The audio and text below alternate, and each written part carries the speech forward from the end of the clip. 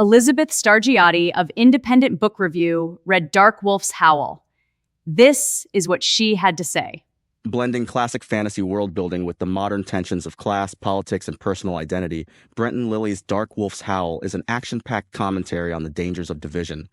Both humans and elves have lived in the democratic kingdom of Varia for centuries, but beneath the veneer of peace lies a deep-rooted segregation ready to detonate and unveil an ancient injustice.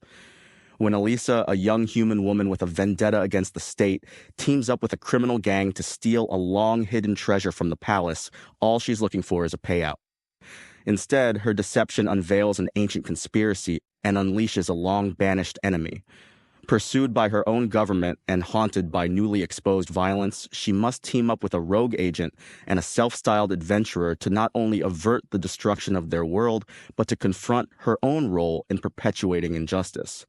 What begins as a heist gone wrong unfolds into a journey of redemption, courage, and reckoning with the past. From the onset, Lilly's ambition is clear through the merging of high fantasy tropes with a contemporary social structure.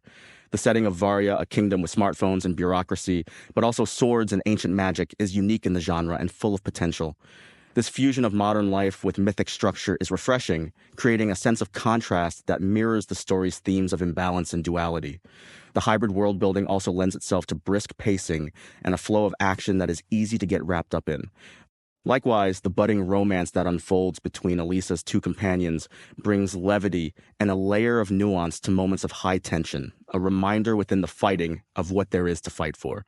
Subverting typical genre conventions, Lilly immediately draws readers into the adventure with accessible prose and cinematic rhythm. This, however, can sometimes come at the expense of Lilly's other ambitions.